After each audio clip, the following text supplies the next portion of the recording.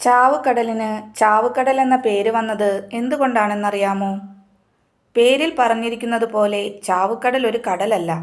അത് കടൽ ജലത്തിനേക്കാൾ 8 മടങ്ങോളം ഉപ്പും മറ്റു ലവണങ്ങളും ലയിച്ചു ചേർന്നിട്ടുള്ള ഏറ്റവും വലിയ ലവണജല തടാകമാണ്.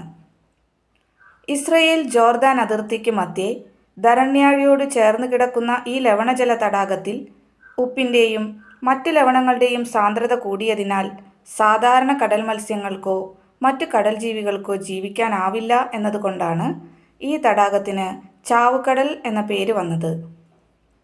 ഒരു ജീവിക്കും ഇതിൽ ജീവിക്കാനാവില്ല എന്നതല്ല ഇതിനർത്ഥം.